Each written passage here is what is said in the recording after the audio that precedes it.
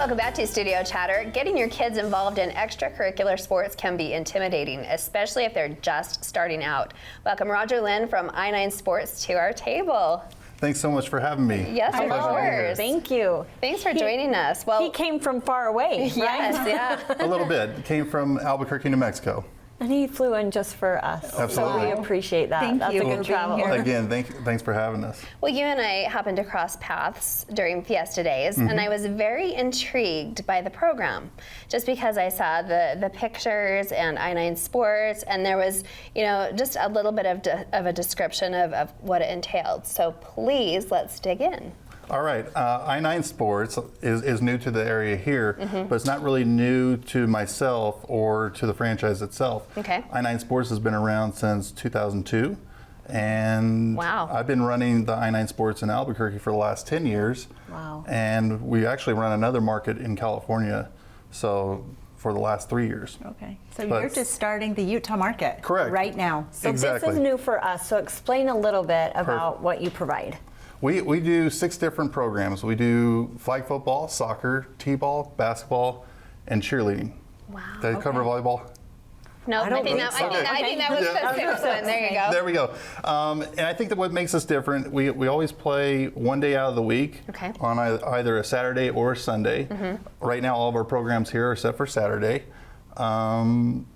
We believe in that method because we really don't want to burn kids out. And I think you caught eye to one of the stats on our flyers. 70 to 75% of kids quit sports by the age of 12. No way. They do. And Overwhelmed or overworked or? it's because, in a nutshell, it's no longer fun to them, or it's too much pressure put on them by either their parents, their coaches. And the last thing we want to do is have them burn out or quit sports when it matters most. So. Right. We do a lot of unique things in our program. So I know a lot of parents, they ask us, well, when do you practice? Well, we practice on the same day of game time. So it's very convenient for moms and dads, but it's geared to allow the kids to look forward to something each and every week. Okay, so what ages is this allowing kids to start this program? We start at age 3 for soccer and cheer, and then age 4 for our flag football program and basketball program. The volleyball starts at age 7. And t-ball starts at age 3. Wow, so my grandson will turn 3 in November, and you're registering now for winter, which starts in January, correct? Correct. We're going to start January 8th, so we're already taking enrollment now. Okay. And the earlier you register, the more you're always going to save, because we have tiered pricing. Oh, okay. So that's what we're doing now. We're trying to get the word out there, let all the members know, register early so you can save the most. So 3-year-olds can play soccer? Absolutely. Wow.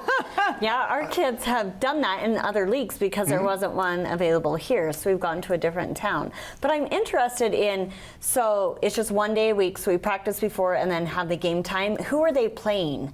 Is that other I9 teams or is that other? We build our own internal teams. Okay. So the enrollment, based on who registers, we build the age groups and the divisions and all the teams. So it's kind of the same competitiveness across the board because you're basically running that aspect of it. And I like the that. other thing that we do is we honor all buddy requests. So if your daughter had a best friend that they want to play on the same team, we just honor that. When you register, you just key in that information, and then we pair them up.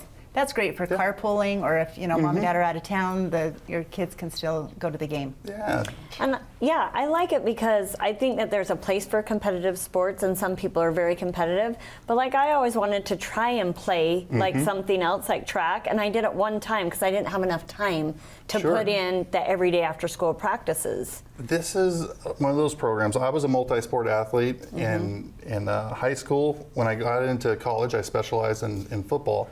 But more and more athletes, if we can get them to not specialize and be multi-sport athletes, that's going to help them in their overall athletic careers and hopefully keep them from quitting too early on the sport they really want to compete in. I think it's very appealing as a parent because of the cross training and the exposure.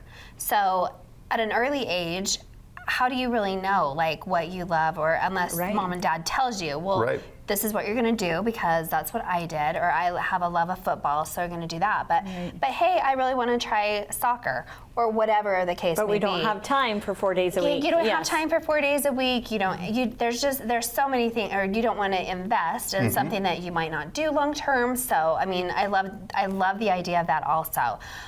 So let me just throw a wrench into this. So what if my son wanted to try 2 sports? And you're only designating it to Saturdays right now. Do you just have to stagger your seasons? Is that the best option? You know, the Saturday, Sunday would certainly work, Right. best case scenario, but sometimes it happens where, depending on, we could bring the older kids in at one location in first and flip-flop that at another location where that could work out. Okay. And the best way to make sure that we can accommodate that, if you're a coach in our system, we're going to make those accommodations to adjust the schedule. So if you're coaching over here for T-ball and then you want to do soccer, we'll make it happen. Okay. Which brings me to my other questions, like with the coaching and where they're going to practice and perform or whatever, where does that look like here in Spanish Fork? Right now we're working with different middle schools, and primarily because we're looking at indoor gyms. Okay. So once we have the exact facilities locked down, we're going to announce that on our Facebook and then push that out to all of our members. Okay. Okay. Nothing officially yet. I wish I had it here. Right, But no, of course. So it Yeah. will be at local venues. Yes. And then are the coaching staff, is that parents or? Right. Is Parents, that, yes. Okay. We definitely lean, that helps us to bring the cost down. Right. So the one thing that we do an excellent job is we do coaches clinics each and every season. So Okay. we have our best staff to lead those clinics in each of the sports. Okay. And you'll see me, I'll fly down here because I do the same thing for California. I fly down there and help lead either football or soccer. I know my brother, he's really good at basketball, and so we're just excited to help train the parents in this community and bring something to the community that Yeah. everyone can be proud of. It's a little and different help. than a rent program. Well, What I'm about- excited too because I think it's not overwhelming also where they don't necessarily have to try out either, right? Like it's kind of like everybody Right. makes the team for whatever they want to try that season. Correct. There's no tryouts. There's no fundraising. I grew up where I was always in competitive leagues, so that was normal to me. And Okay. in that atmosphere with tryouts, you can manipulate that very easily. You could sandbag a tryout and then stack your team in certain ways. We don't need to do that here. I mean, the big picture is our first and core goal is for everyone to have fun. If they're having fun, they're Yeah. going to want to continue to play sports. Right. Yeah, I do like that. Build What- confidence. Are your referees also local? Are they volunteers? Are Yes. they paid? Or They are paid positions. Okay. So we have site managers, they're paid. We have sport coordinators, they're paid positions. All the officials are paid. So I think from an organization level, what parents will find is this is a highly organized program. We send game day text alerts the day before if they opt into that. So let's say if they forgot their schedule, the day before, we're going to text you Okay. and let you know, hey, Johnny's playing on field 3, you're wearing the blue side jersey this week. okay, another question. You are from New Mexico. Correct. So you're not running the local Utah I-9. Who is? My sister-in-law and my brother. So Okay. Shaylee and Riley Linn are the program directors here. Okay. We meet weekly. So Zoom, I think with COVID and everything, Yes. that's like the new norm. Yes. Ironically enough, before COVID ever happened, because we had already taken on another location in California, we were already on the Yeah. Zoom 2 years before. So Wow. that was a Okay. kind of an easy transition and not very awkward for us to. So you have local program directors. Yep. program And is there an directors. office location that somebody could walk in and maybe talk more to somebody, one of those folks about the program? Not a traditional office setting that Okay. way, because most of your registrations and things, you can just handle that online. Okay. We do have where we receive all of our uniforms and all of our packages and equipment that goes to our UPS box. Okay. Okay. Well, very so, good. online, do you have a website? We do. How do you, You yeah, just what's go- the best way? i9sports.com, and we have a mobile app. We have, if you just go to the website, just i9sports.com. Okay. Yeah. And then you had mentioned maybe offering a promotion for any of our viewers. Absolutely. Anyone watching today, please, if you get to the registration screen on i9sports.com, on the payment screen, just type in Chatterton.